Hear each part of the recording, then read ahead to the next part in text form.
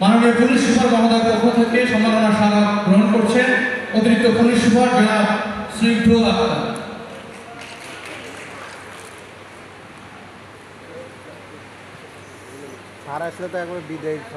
ধন্যবাদ।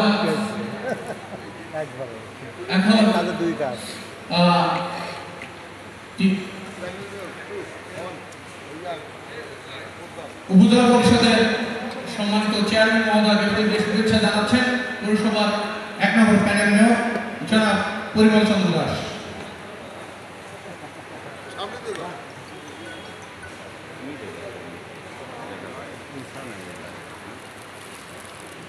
TMSS medical বিভাগের প্রধান জনাব ডাক্তার মতিউর রহমানকে ফুল দিয়ে শুভেচ্ছা জানাবেন প্যানেল মেয়র 2 আলহাজ শেখ।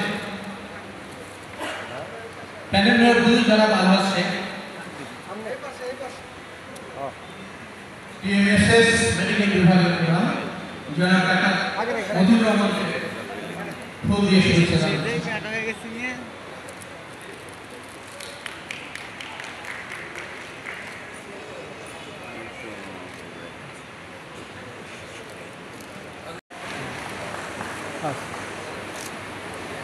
সবাইকে অসংখ্য ধন্যবাদ। আলহাজ শেখ, প্যানেল মেয়র 3 শিরিন আক্তার এবং আমাদের অর্থ বিষয় সম্মানিত সভাপতি আলী, সম্মানিত কাউন্সিলর সম্মানিত সবাই ব্যস্ত, তার মধ্যেও আজকের এই অনুষ্ঠানে এসে আমাদেরকে এই বাজেটকে সমৃদ্ধ করেছেন, এই বাজেট অনুষ্ঠানকে মহিমান্বিত করেছেন, সেজন্য প্রধান অতিথি সহ সকল অতিথিবৃন্দকে আমরা পৌরবাসীর পক্ষ থেকে পৌরসভার পক্ষ থেকে কৃতজ্ঞতা জানাচ্ছি। সম্মানিত প্রিয় পৌরবাসী, আসসালামু আলাইকুম। আপনাদের সবাইকে বগুড়া পৌরসভার 2024-25 অর্থ বছরের বাজেট অনুষ্ঠান স্বাগত শুভেচ্ছা জানাচ্ছি। আপনারা জেনে থাকবেন বগুড়া বাংলাদেশের সবচেয়ে বড় পৌরসভা, 21টি ওয়ার্ড নিয়ে পৌরসভা গঠিত। এর আয়তন 69.56 বর্গ কিলোমিটার। এই পৌরসভায় প্রায় 10 লক্ষ মানুষের বসবাস, বিশাল আয়তন ও বিপুল জনসংখ্যার এই পৌরসভার মেয়র হিসেবে গত 29/3/2021 থেকে দায়িত্ব গ্রহণ করার পর থেকে আমিও আমার পরিষদ সর্বাত্মক চেষ্টা চালিয়ে যাচ্ছি বগুড়াকে একটি আধুনিক উন্নত পৌরসভা হিসেবে গড়ে তুলতে। সর্বোচ্চ নাগরিক সেবা নিশ্চিতে সম্মানিত কাউন্সিলরগণ এবং কর্মকর্তা কর্মচারীদের সহায়তায় নির্লজ্জভাবে কাজ চালিয়ে যাচ্ছে। বার্ষিক সরকারি উন্নয়ন সহায়তা বরাদ্দ খুব অপরিত হয়। পৌরসভা রাজস্ব তহবিলের অর্থ দিয়ে পৌরসভা পরিচালনা যাবতীয় ব্যয় নির্বাহের পর পৌর এলাকার রাস্তা নির্মাণ ও মেরামত, ড্রেনেজ ব্যবস্থা সব প্রয়োজনীয় উন্নয়ন কাজ করা হয়েছে এবং চলমান রয়েছে। গত অর্থ বছরে পৌরসভা নিজস্ব তহবিল থেকে প্রায় 17 কোটি টাকার উন্নয়ন কাজ করেছে। চলতি অর্থ বছরে নিজস্ব তহবিল থেকে ইতিমধ্যে 18 কোটি টাকার উন্নয়ন কাজের বিল প্রদান করা হয়েছে এবং চলমান রয়েছে প্রায় 10 কোটি টাকা। এসব সম্ভব হয়েছে দুর্নীতি অনিয়মের বিরুদ্ধে আমাদের কঠোর অবস্থার কারণে। আমি কৃতজ্ঞতা জানাচ্ছি সম্মানিত পৌরবাসীকে যারা পৌর কর প্রদান করে আমাদেরকে সহযোগিতা প্রদান করছেন। অনেক প্রতিষ্ঠান এখনও পৌর করে আওতা আসেনি বা কর পরিশোধ করেননি, তাদেরকে বিধি অনুযায়ী পৌর কর প্রদানের জন্য অনুরোধ করছি। এছাড়া স্থানীয় সরকার মন্ত্রণালয়, এলজিডি, জনস্বাস্থ্য প্রকৌশল অধিদপ্তর নিবিড় যোগাযোগ রক্ষা করে চলেছি বিভিন্ন উন্নয়ন প্রকল্পের জন্য, যার ফলশ্রুতিতে কোভিড-19 প্রকল্প, প্রবৃদ্ধি প্রকল্প, আরটিইউডিবি প্রকল্পে বগুড়া পৌরসভাকে অন্তর্ভুক্ত করা সম্ভব হয়েছে। আরটিইউডিবি প্রকল্পের আওতায় বগুড়া পৌরসভাকে প্রাথমিক পর্যায়ে প্রায় 200 কোটি টাকার উন্নয়ন কাজ হবে, যার ফলে বগুড়াটা আধুনিক উন্নত ও পরিচ্ছন্ন নগর হিসেবে গড়ে উঠবে ইনশাআল্লাহ। এছাড়াও বৃহত্তর পাবনা বগুড়া উন্নয়ন প্রকল্প আওতায় আগামী অর্থ বছরে 20 কোটি টাকার উন্নয়ন কর্মকাণ্ড পরিচালিত হবে। বগুড়া একটি বৃহৎ এবং অধিক জনসংখ্যা পৌরসভা হয়। বর্জ্য ব্যবস্থাপনা আমাদের নিকট একটি চ্যালেঞ্জিং বিষয়। প্রতিদিন অর্থ পৌরসভায় প্রায় 200 টন বর্জ্য উৎপন্ন হয়। পৌরসভার নিজস্ব 3টি ট্রাক, 2টি স্কিড লোডার সহ 17টি ট্রাক ও 1টি বুলডোজার ভাড়া নিয়ে বর্জ্য অবসানে আমরা সর্বোচ্চ প্রচেষ্টা অব্যাহত রেখে চলেছি। 17টি ট্রাক ও বুলডোজার ভাড়া নিয়ে নেওয়ার কারণে প্রতি মাসে পৌরসভার বিপুল অর্থ ব্যয় হচ্ছে। এজন্য প্রয়োজনীয় গার্বেজ ট্রাক বরাদ্দ চেয়ে স্থানীয় সরকারি আবেদন করা হয়েছে।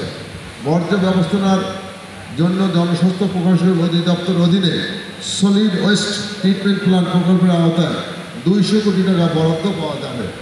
প্রকল্পটি চালু হলে বগুড়া পৌরসভা একটি পরিচ্ছন্ন নগর হিসেবে গড়ে উঠবে বলে বিশ্বাস করি। এজন্য পৌরসভা নিজস্ব তহবিল থেকে প্রয়োজনীয় জমি ক্রয় প্রক্রিয়া চলছে। এটি বর্তমান পৌর পরিষদের 4র্থ বাজেট। সব দিক বিবেচনা করে পৌর পরিষদ টিএলসিসি কমিটি ও সর্বসাধারণের সাথে আলোচনা করে প্রধান প্রধান সমস্যাগুলো চিহ্নিত করে বগুড়া পৌরসভাকে একটি আদর্শ নগর হিসেবে গড়ে তোলার স্বপ্ন নিয়ে বিগত বছরগুলিতে বাস্তবায়িত বিভিন্ন কর্মকাণ্ড ও আগামী অর্থ বছরের বাস্তবায়নের পরিকল্পনাগুলো আপনাদের সামনে তুলে ধরছি। প্রথম যে বাজেট উপস্থাপন করেছিলেন সেখানেও আমি উপস্থিত ছিলাম। তারা প্রথম দায়িত্বভার নেওয়ার পরে যে প্রথম বাজেট উপস্থাপন করেছিলেন সেটা আপনার তার আগের পূর্ববর্তী বাজেট ছিল মাত্র 32 কোটি টাকা। প্রথম আছে বাড়িডেলি বিমান মোড়ে গেলে দেখবেন 20 বছরের অনেক দামি গাছ এখনো আছে বগুড়া পৌরসভার নতুন ওয়ার্ডগুলিতে। এইগুলি অনেক সম্পদ নষ্ট হয়ে যাচ্ছে, চুরি করছে। এটা সরকারের করের আওতায় রাজস্ব আয় বাড়ানোর লক্ষ্যে এটা আমার প্রস্তাব। ধন্যবাদ। আসসালামু আলাইকুম। আপনি মশক নিধন করতে পারেন, কতবার স্প্রে করতে পারেন, এটা বরাদ্দ বৃদ্ধি করা দরকার। দ্বিতীয় যেটা বলি সেটা হলো যে আমাদের বগুড়া শহরের মধ্যে চাঁদনী বাজারে আপনারা একটা স্থাপনা নির্মাণ করেছেন। আমরা মনে করি এটা অযৌক্তিক স্থাপনা হয়ে আছে। কারণটা হচ্ছে ওই রাস্তাটা প্রচণ্ড যানজট থাকে, সেদিকে যাতায়াতের কোনো ব্যবস্থা নেই। সেখানে যদি ওই স্থাপনাটা নির্মাণ হয়, মানে আপনার জায়গা যেটা ঘেরাও করে রাখা হচ্ছে ওটা উন্মুক্ত করে রাখলেই মানুষের যাতায়াতের সুবিধা হবে। এবং ওখানে প্রতিনিয়ত যে বাজারটা বসছে এই বাজারটা আপনাদের নিয়ন্ত্রণ করতে হবে। রাস্তার উপর যদি বাজার থাকে তাহলে যানজট নিরসন খুবই সম্ভব নয়। আমরা মনে করি সেটা নিরসন করা দরকার। আর তৃতীয় যেটা বিষয়ে আমি বলি সেটা হলো যে সাতমাথা কেন্দ্রিক যে যানজট, শুধু যানজটই না, আপনারা কালকে দেখেছেন যে প্রচণ্ড বৃষ্টি হয়েছে। বৃষ্টির পরে যে পানি নিষ্কাশনের ব্যবস্থা এটা একবারেই বগুড়া শহরের যে প্রাণকেন্দ্র সেখানে থেকেই যদি আমরা দেখি যে থই পানি, তাহলে এটা অত্যন্ত দৃষ্টিকটু লাগে। আমরা মনে করি এটা একটা জনস্বাস্থ্য প্রকৌশলের সাথে সমন্বয় করে একটি যদি পরিকল্পনা করা যায় যে আমাদের আউটফল আউটলেট কোথায় হবে, ড্রেনের আউটফল আউটলেট যদি নির্ধারণ না করা যায় তাহলে কিন্তু এই পানি নিষ্কাশন কোনো ক্রমেই সম্ভব নয়। আমার মনে করি এটা খুবই গুরুত্ব সহকারে দেখা উচিত। আমি এই প্রস্তাবনা রেখে আমি আমার কথা বলা শেষ করছি। ধন্যবাদ আপনার। খাদিমেরা মসজিদের খেদমত আরো দিল দিয়ে করবে, অন্তর দিয়ে করবে, সকলের জন্য দোয়া করবে, মেয়র মহোদয়ের জন্য দোয়া করবে।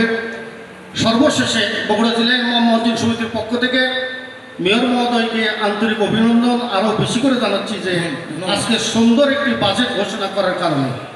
আর এই বাজেট বাস্তবায়িত হোক এই জন্য সর্বপ্রথম আমি যার কাছে কামনা করব শক্তি, সময়, অর্থ, তিনি হলেন আমার রব, আমার আল্লাহ। আল্লাহ পাক যেন এই বাজেটকে আগামী দিনগুলোতে সঠিকভাবে বাস্তবায়ন করার তৌফিক দেন। আসসালামু আলাইকুম ওয়া রাহমাতুল্লাহ। এই বনানীর মোড় থেকে মাটিরালি পর্যন্ত শহরের মধ্যে রাস্তাটা গেছে সাতমাথা হয়ে, এখানে দেখা যায় যে ফুটপাথ ভেঙে গেছে, ফুটপাথে নোংরা প্লাস্টিক বর্জ্য পড়ে রয়েছে, দুর্গন্ধ ছড়াচ্ছে। পৌরসভার মানুষ আসলে বেশি কিছু চায় না, তিনি চান নিঃশ্বাস নিতে যেন দুর্গন্ধমুক্ত পরিবেশে থাকতে পারে, রাস্তায় যানজট না থাকে, এই বিষয়গুলো চান।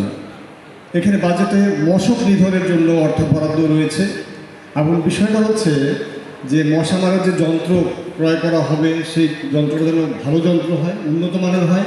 যেহেতু এটা টেন্ডারের মাধ্যমে ক্রয় করা হবে, কন্ট্রাক্টরকে বুঝিয়ে দিলেন কেউ যেন ব্যক্তি স্বার্থে নিম্নমানের প্রোডাক্ট আপনারা না কেনেন, ভালো মানের প্রোডাক্ট কিনবেন এবং মশক নিধনের আগে নির্ণয় করবেন যে মশাকটাকে অজ্ঞান করার জন্য ওষুধ দেবেন নাকি মশাক মারার জন্য ওষুধটা আপনি দেবেন, এবং এই ওষুধটাও যেন প্রপার সঠিক হয় সেটাও আপনারা ভালোভাবে কাজ করবেন।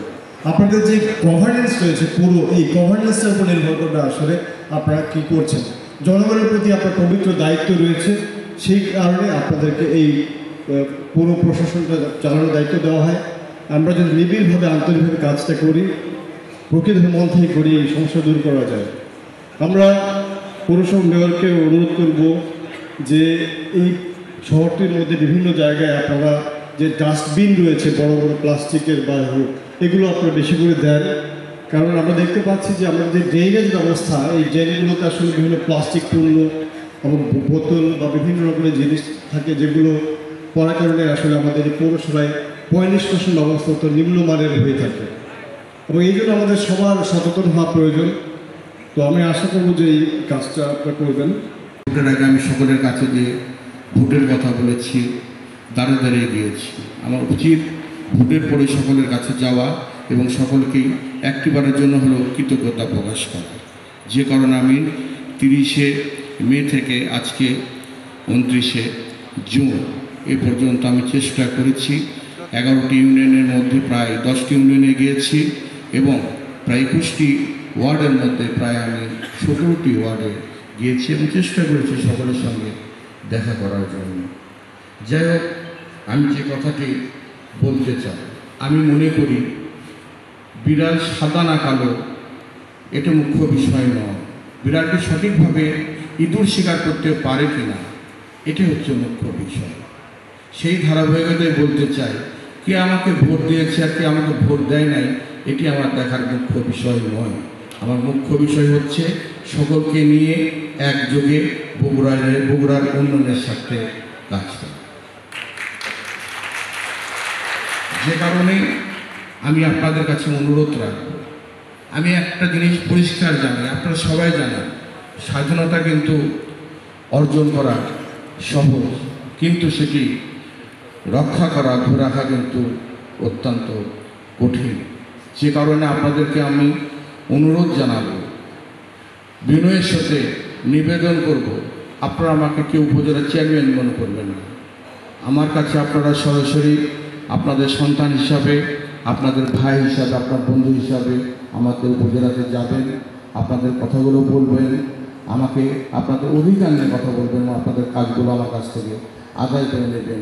এটি আপনাদের কাছে আমার বিনীত অনুরোধ।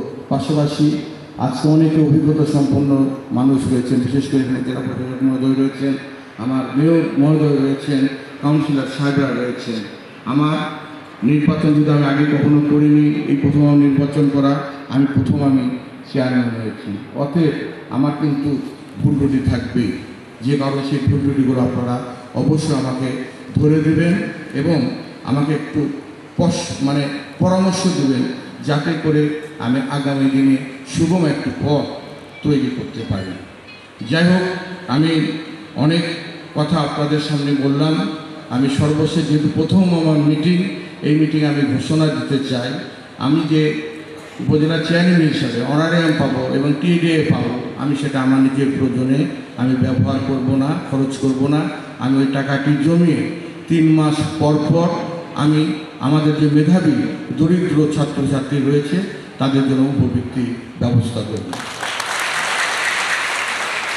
সর্বোপরি নির্বাচনের আগে আমি আপনাদেরকে বলেছিলাম, আপনাদের কাছে গিয়েছি, আপনাদেরকে একটি কথাই বলেছিলাম, মানুষের উপরে উঠতে গেলে একটি শক্ত হাতের প্রয়োজন রয়েছে। আপনারা সেই শক্ত হাত হচ্ছে আপনারা। আমার হাতটি শক্ত করে ধরেছিলেন বিধায় আমি 29শে মে আপনাদের দোয়ায়, আপনাদের আশীর্বাদে এবং আপনাদের সহযোগিতায় চেয়ারম্যান নির্বাচিত হয়েছি। আশা রাখি আপনারা যদি আগামী 5টি বছর আমার হাতটি শক্ত করে ধরে থাকেন, আমাকে যদি সঠিক পরামর্শটা দেন, আমি বিশ্বাস করি আপনাদের যে দীর্ঘদিনের স্বপ্ন, আমি বগুড়া সদর উপজেলাকে একটি মডেল উপজেলা, একটি আদর্শ উপজেলা এবং একটি স্মার্ট উপজেলা গড়ে তোলার জন্য চেষ্টা করব। সহযোগিতা করব। আরেকটি বিষয় আমি রিকোয়েস্ট করব, আমাদেরকে ক্যাবিনেট থেকে বারবারই বলা হচ্ছে ডিলিং লাইসেন্সটা ম্যান্ডেটরি করা। এই যে আমাদের বিভিন্ন দোকানপাট আছে, এই বিভিন্ন হাট বাজার যে সমস্ত দোকানগুলো আছে, আমাদের এত বড় বিজনেস হাব, অথচ দেখা গেছে যে ডিলিং লাইসেন্সের প্রতি কারো কোনো নেই। এই ডিলিং লাইসেন্সের বিষয়ে অবশ্যই ক্যাবিনেটের নির্দেশনা হলো ডিলিং লাইসেন্সগুলো হালনাগাদ করতে হবে। আমরা একটা তালিকা করছি, আপনাদের মাধ্যমে আমি জানাতে চাই, যারা যে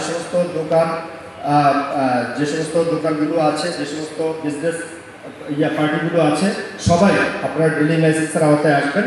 আমরা তালিকা করে ক্যাবিনেটকে অবহিত করতে হবে এবং যদি ডিলিং লাইসেন্স কেউ না করেন আমরা প্রচার করার পরেও তাহলে কিন্তু আমাদের অভিযান পরিচালনা করতে হবে।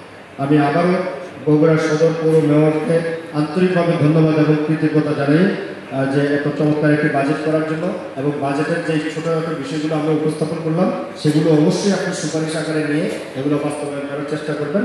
আপনার বাজেট বাস্তবায়নের জন্য আমাদের জেলা পরিষদ থেকে যত ধরনের সহযোগিতা প্রয়োজন সেই সহযোগিতা আমি করব এই প্রত্যাশা রেখে আমারও সবাইকে আন্তরিকভাবে ধন্যবাদ জানিয়ে আমি আমার বক্তব্য এখানেই শেষ করছি। জয় বাংলা, বাংলাদেশ চিরদিন।